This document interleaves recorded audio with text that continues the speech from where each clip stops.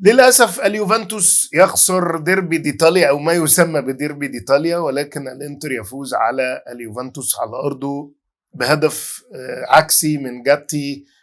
بأقل مجهود الإنتر يفوز. يعني أنا مش شايف إن الإنتر كان دايس بنزين على الآخر، هو اليوفنتوس اللي كان من بداية الماتش مسلم الماتش للإنتر بشكل كبير. كان واضح إن في تعليمات من أليجري بلعب يعني ماتش دفاعي بحت الشوط الاول، وانا ما كانش عندي مشكله مع ده، ان هو يعني حاسس بقيمه الماتش بشكل زائد شويه، وكان بيحاول ان هو يعني يقفل الماتش بشكل كبير ويحاول يلعب على المرتدات.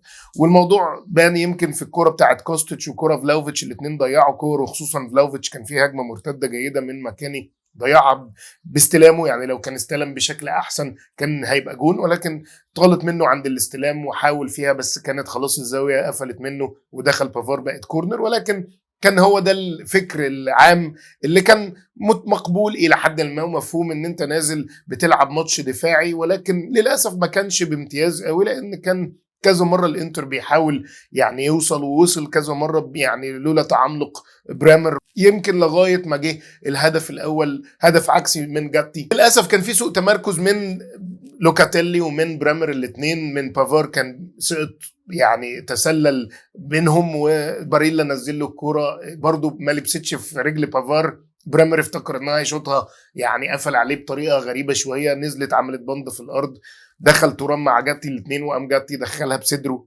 وبرده تشازني كان يعني دي يمكن من الهفوه الوحيده لتشازني، لان تشازني شال كتير، ولكن الرفلكس بتاعه في الكره دي كان سيء للغايه. يعني كره سبحان الله قمه سوء الحظ لليوفنتوس وقمه التوفيق للانتر، ولكن كان قبلها في تضييع فرص كتير من الانتر في الشوط الاول. ده الشوط الاول خلص 1-0 للانتر، وزي ما قلت كان واضح ان هو ماتش دفاعي بامتياز، ولكن لم يكن الامتياز صحيح ولم يتم المطلوب لانك قبلت هدف. فبالتالي كان الشوط الثاني عندنا توقع ونهم ان يكون في اندفاع نحو الهجوم، لان زي ما بنقول وزي ما قلتها في اللايف، هو خلاص يعني زي يا طابت يا اتنين عور او يا صابت يا خابت. يعني انت كده كده 1-0 زي 2-0، فانت كان المفروض تفتح اللعب بشكل كبير وتحاول تهاجم على الانتر. الانتر كان عامل لك حساب برضو، حق ربنا انزاجي يعني مدرب دايما بيبقى رخم في اللعب قدام اليوفنتوس، سواء مع لاتسيو او مع الانتر، فرق وصعب ان انت تلعب عليها، ولكن انت سلمته الملعب، وفي نفس الوقت ما حاولتش ان انت تحاول تاذيه الشوط الثاني.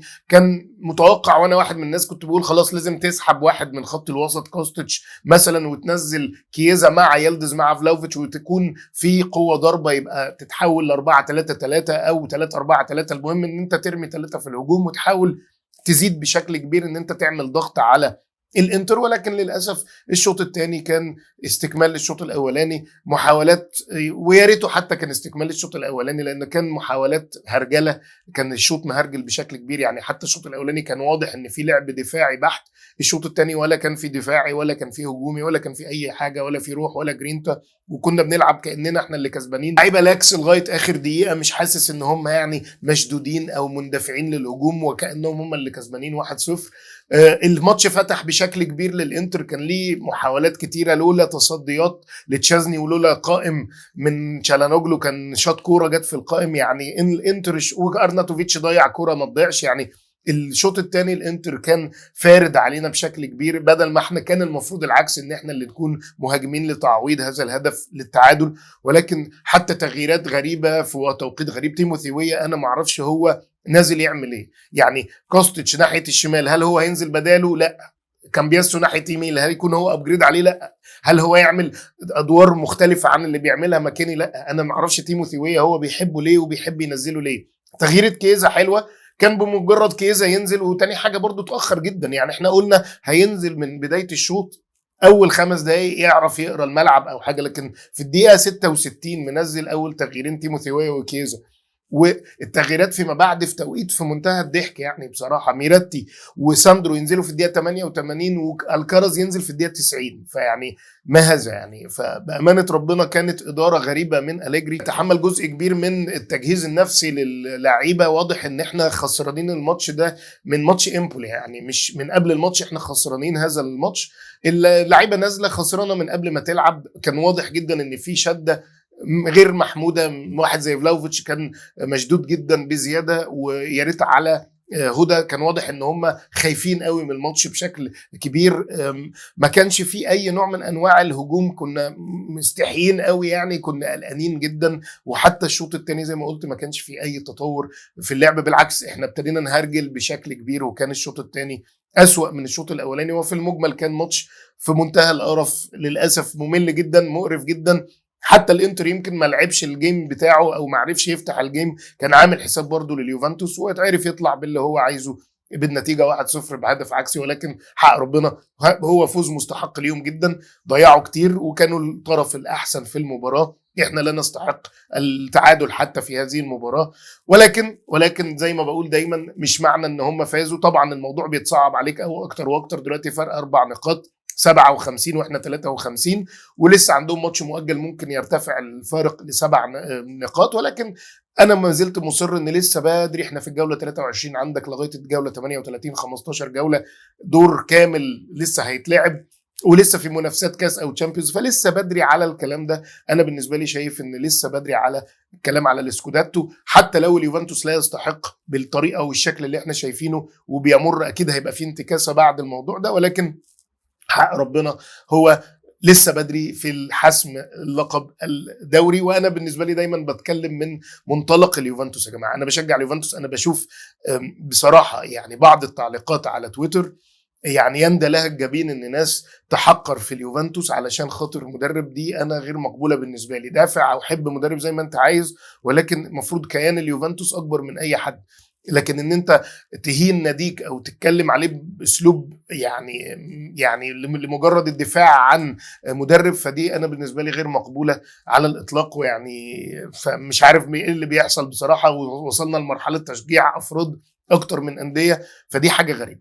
فبغض النظر عن هذا الديبيت او هذا الجدال الداير بين عشاق أليجري وبين وكاره أليجري، احنا بنتكلم بمنتهى موضوعيه. اليوفنتوس مش حلو، ولكن اليوفنتوس اسمه يوفنتوس، هو ينافس على الدوري في اي سنه بيلعبها باي مدرب وباي لعيبه. الموضوع ده شاء من شاء وابى من ابى، واللي عايز يرجع يعني للتاريخ يرجع زي ما هو عايز. انت بتتكلم يوفنتوس يعني بينافس على الدوري، ماليش دعوه بقى باللغط اللي حاصل، ولكن حبيت اوضح الموضوع ده.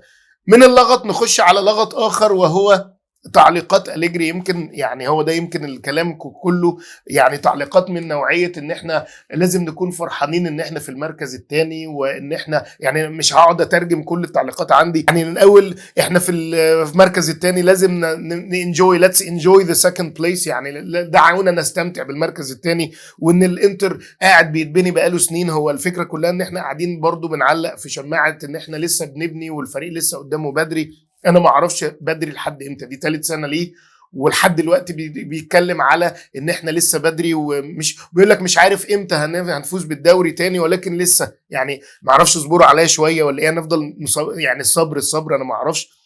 طبعا يعني تعليقات من هذا القبيل مستفزه جدا، اغلب التعليقات مستفزه. رجعنا تاني نتكلم طبعا على المركز الخامس والرابع، وان الهدف ان احنا نتاهل للتشامبيونز ليج، وان اي حد يشوف ان احنا المفروض كنا ننافس على الدوري يبقى بيفهم اكتر مني. في تصريحات مستفزه بشكل كبير، رجعنا للنوعيه دي. يمكن هذه النوعيه من التصريحات بتكون مستفزه جدا، وانا شايف ان هي غير مفيده على الاطلاق. النوع من انواع التخدير الغير مباشر للعيبه، انت بتقول للعيبه انت مش مطلوب منكم اي حاجه ولسه بدري عليكم، المجموعه دي بقى لها سنين بتلعب مع بعض، حتى لو انت غيرت قاعد يقول لك غيرنا 15 لاعب ولا ايه. يعني كل التصريحات لو قعدت فرغتها كلها في اطار الاستفزاز، ان مبررات واعذار ان احنا لسه بدري، وان احنا ما ينفعش ننافس، وان الانتر ده بقى له سنين، مع ان يعني هو برضو يعني مش فارق كبير يعني، ان برضو غيروا لعيبه كتير، وبرضو سيميوني انزاجي جه برضو يعني مش مثلا بقى له 10 سنين. فانا ما اعرفش أليجري بيجيب اعذار برضه لنفسه بشكل كبير. وللاسف مع كل احترامي ليه، وزي ما قلت قبل كده، والكلام مش عشان خساره النهارده، وقلتها في لايفات كتير، اللي متابع اللايفات في عز ما كنا بنكسب والناس كتير قاعده ويل يا ويل، انا كنت بقول يا جماعه شكرا ويشكر على كل اللي هو بيعمله، ولكن التغيير مطلوب، التغيير مطلوب. الفريق ده محتاج تغيير افكار، الفريق ده محتاج دماء جديده من فكريه، الدماء يعني خلاص تحسوا اللعيبه حفظت أليجري، احنا كجماهير حفظنا أليجري، المنافسين حفظوا أليجري، الموضوع هيمشي ازاي؟ يعني انا حتى الماتش ده كنت متخيل ان ممكن يكون فيه مفاجآت في التشكيل او في التغيير او في الابروتش او في يعني النهج ناحيه المباراه، ولكن هو حتى نفس التغييرات مركز بمركز، مفيش اي ابداع في اي حاجه، خلاص حفظنا. ولو هو بالطريقه اللي هو ماشي بيها دي، احنا المفروض بقى نرجع ننافس على الدوري معرفش بعد كام سنه. يعني هو مدي لنفسه اعذار وكل شويه لسه ان شاء الله السنه الجايه. الموضوع بقى زياده جدا، وانت كيوفنتوس ما ينفعش ان انت تقعد كل السنين دي بعيد عن المنافسه عن الدوري. وطبعا رجعنا بقى للمن والاذى، ان تحمدوا ربنا على المركز اللي احنا فيه، ان هو يعني طبعا بطريقه غير مباشره ان احنا ما كناش نتخيل ان احنا نكون دلوقتي في المركز ده. كلها تصريحات انهزاميه بتخلي في تخدير زي ما بقول غير مباشر للاعبين، كانك بتقول للعيبه انتوا مش مطلوب منكم اي حاجه، ما عليكوش اي مشاكل، يعني اللي تقدروا يعني الجدب الموجود اعملوا اللي تعملوه، احنا راضيين منكم باي حاجه. وده غير الدي ان اي بتاع اليوفنتوس تماما، غير شخصيه اليوفنتوس تماما، ان انت المفروض بتفوز وباصص للفوز الجاي. هو ده اليوفنتوس، ان انت بتدي 120%، مش ان انت لا انتوا كده حلوين قوي، وان احنا هنعمل ايه، الفرق التانية احسن مننا وبقى لها سنين بتتبني، احنا لاما يعني.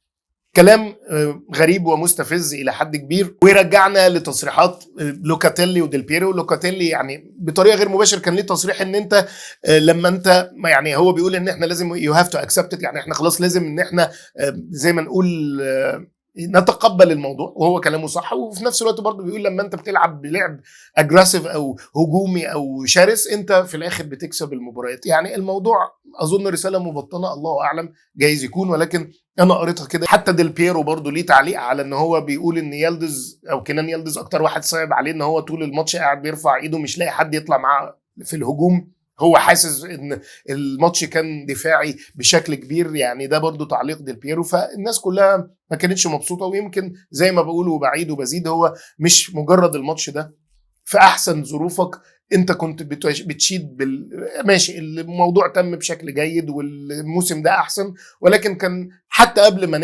يعني في اللايف الاخير ده لو رجعتوا له هتلاقوني قبل ما نقبل الهدف واحنا بنتكلم على ان السنه دي بشكل كبير كان الادفانتج او الافضليه كانت ان انت مش بتنافس على البطولات الاوروبيه. فبالتالي يعني هي دي اللي فرقت الموسم بشكل كبير. انت لو كان عندك اي تنافس اوروبي كان يمكن هنشوف موسم زي الموسمين اللي فاتوا.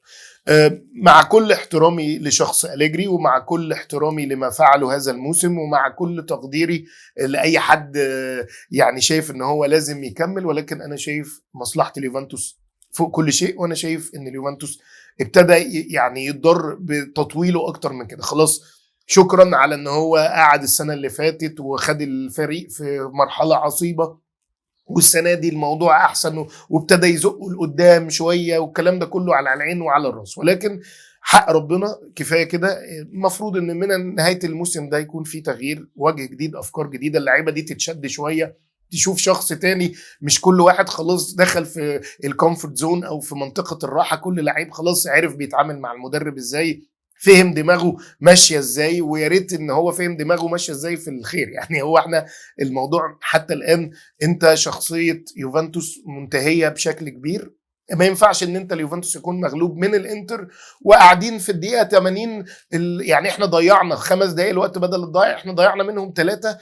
ساندرو بيبص هيلعب لمين الاوت، اللعيبه بتلعب بمنتهى الاريحيه وكأن شيئا لم يكن، يعني كأن ما فيش مشكله، يعني كأنك مش مشكله انك تتغلب من الانتر. يعني ما كانش فيه محاوله حتى ان انت تاذيهم بشوطه، يعني هي ما فيش غير شوطه جاتي، رابيو كذا مره يشوط في الرجلين، لكن ما فيش، ما حسيتش ان في جرينتا، ما حسيتش ان في روح، ما حسيتش ان في حماس، ما حسيتش ان في يعني ما فيش رغبه، ما فيش نار كده من جوه، ما فيش حرقان من داخلي من جوه اللعيبه، نار كده ان يلا هنروح وهنتعادل، ما فيش خالص. الامور كانت هاديه خالص، وكأن التعادل مثلا، يعني لو حتى متعادلين ما كانش ينفع ان احنا نلعب بالرعونة دي او بالهدوء ده، ولكن كنا مغلوبين. فيعني منظر انا ما شفتوش، ده مش اليوفنتوس اللي انا اعرفه. اتكلمنا في الموضوع ده كتير، مش هطول اكتر من كده، ولكن حق ربنا يعني الموسم ده يخلص زي ما يخلص. كلام كتير طبعا ان الموضوع اتحسم للانتر. انا بالنسبة لي هشوف اليوفنتوس والفريق رد فعله هيكون ايه، هنشوف الادارة هيكون تخطيطها ايه. طبعا الشيء بشيء يذكر، هو الموضوع بعيد عن الكوره، ولكن لويس هامilton راح الفيراري، ودي كانت في مفاجأة مدوية ان هو هيروح الفيراري من السنة الجاية ان شاء الله.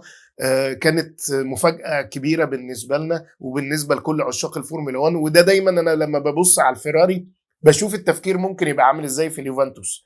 يعني هل جون الكان برضو عنده مفاجآت؟ لان لويس هامilton ياخد فلوس كتير جدا في الفيراري، يعني 100 مليون، كلام على 100 مليون في الموسم يعني، فيعني في فلوس. فهل في تخطيط للمستقبل بشكل مثلا هنشوف مفاجآت زي زيدان مثلا في اليوفنتوس مع صفقات من عيار ثقيل؟ الله اعلم، يعني كل شيء وارد يعني.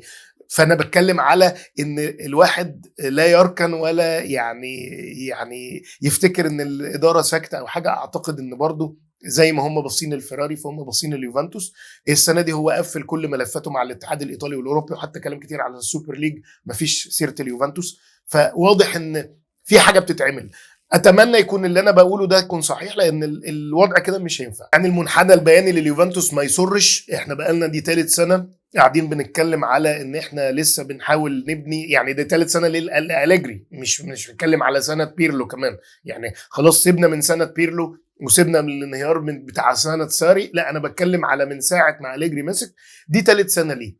كل سنه كان في عذر شكل. السنه دي انا مش شايف في اي عذر، بالعكس انت عندك افضليه بعدم منافستك الاوروبيه. ناس يقول لك دي مش فرقه، لا فرقه طبعا، ده فرقه. طب اشمعنى لما كانت بتكسب كانت فرقه؟ يعني لما بتكسب يبقى هو عمل اعجاز انه بيكسب بالفريق ده، ولما يخسر دي مش فرقه. الاعذار مش هتودينا في حته، يعني الاعذار كتر الاعذار مش هتودينا في حته. وواضح ان في، يعني انا بتكلم حقيقي، الحرب الدايره بتاعت أليجري دي اليوفنتوس بعيد عنها. يعني الفكره كلها واضح ان في حرب دائره بين، في طبعا في الوطن العربي او جايز في العالم ككل، ولكن خصيصا احنا اللي مش شايفينها في الوطن العربي، بين محب وكاره لأليجري.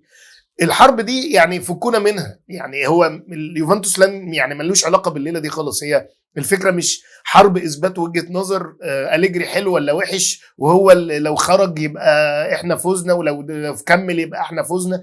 الموضوع اكبر من كده. يعني انا بصراحه شايف ان مشجعين الافراد دول اول ما بخش فيهم يعني بصراحه بشيلهم من حسباني خالص. فكره ان انت بتشجع نادي اليوفنتوس حتى الان مش هينفع ان هو لثالث سنه واحنا لسه بيتكلم أليجري نفسه من عظمه لسانه زي ما بيقول. مفيش يعني بعد ما كان بيقول لك ان احنا السنه الجايه ان شاء الله ننافس على الدوري من سنه او من سنتين، حصل موضوع المحاكمات. طب المفروض بقى ان انت ترجع تو كاتش اب. طبعا كاتشب مش كاتشب صلصه طماطم. يعني انا بتكلم ان انت تبتدي ترجع تاني تنافس بقى، ان انت يعني تلاحق او تلحق نفسك، تلحق تعوض اللي انت فاتك ده. فالفكره السنه دي ان انت المفروض ان انت بتلاحق. وكان تصريحات كلها بتاعت احنا بننافس على المركز الرابع، انا شايفها كانت مقبوله في اطار انك بتشيل الضغط من على فريقك.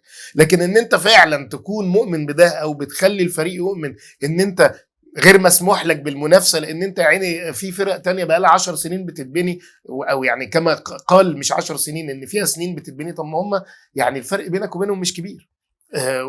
وفي نفس الوقت انت بقى لك وقت مش قليل. يعني انت بقى لك 3 سنين عارف ان كل سنه ليها حاجه، ولكن السنه دي انت ايه عذرك؟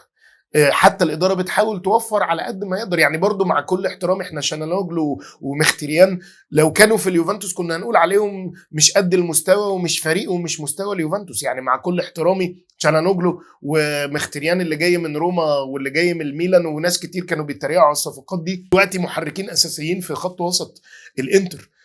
ده ايه ده مدرب. يعني مع كل احترامي في منظومه معينه سيميوني إنزاجي عاملها واللعيبه بتحاول تطبقها. حتى ما فيش اي نوع من انواع الهرجله. احنا الشوط الثاني كان هرجله بشكل كبير، انت مش عارف مين بيلعب ايه يعني حقيقي.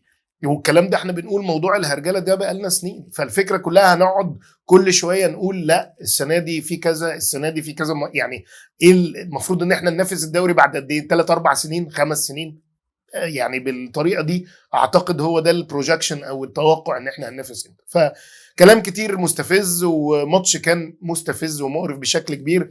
تقييمات طبعا يعني مش هقعد اقيم، ولكن لو هنتكلم على لعيبه اللعيب طبعا التشكيل احنا ما اتكلمناش. تشازني يمكن كان مان اوف ذا ماتش مع دانيلو وبرامر، يمكن اكتر ناس عجبوني. يمكن مع ماكيني هو الوحيد اللي في الهجوم اللي كان بيحاول الى حد ما بيقوم بادواره، ولكن دانيلو وبرامر في الدفاع وتشازني طبعا كان فيه الهدف من عنده برضو يتحمل جزء ريفلكس زي الزفت يعني، ولكن بعد كده شال كرة من باريلا وشال كرة تانية تقريبا من ارناتو، يعني شال كذا كرة. فبصراحة تصديات يعني هديله 6.5 ماكسيمم. ودانيلو وبرامر نفس الحوار 6.5. جاتي هديله 5. جاتي سيء للغاية، انا ما بحبش جاتي وما عنديش اي ثقة فيه. كاستيتش كامبياسو برضو، كامبياسو كان وحش جدا 5.5. كاستيتش 6. طبعا كله بقى 6. رابيولو كاتيلي برضو 6 اللي هو الافريج جدا يعني، ده كده كل ده انا مع الكرم يعني.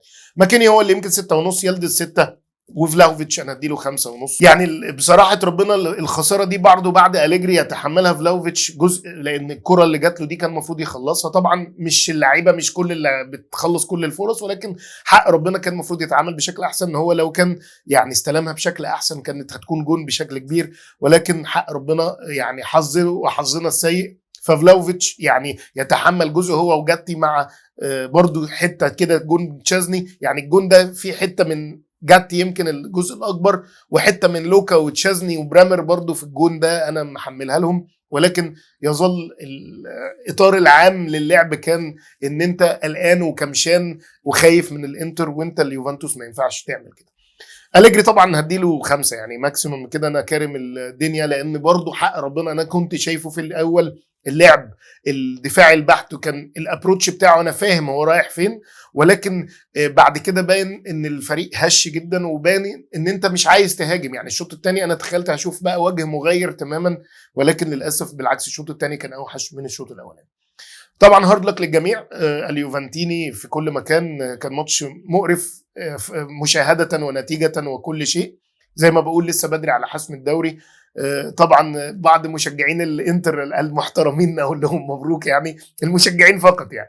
لكن حق ربنا فوز مستحق للانتر، كانوا الطرف الاحسن، وانزاجي عرف يطلع بالماتش زي ما هو عايز، وان كان بنيران صديقه، ولكن حق ربنا برضه هم ضيعوا كتير، ففوز مستحق ليهم. ما نقدرش نقول غير كده.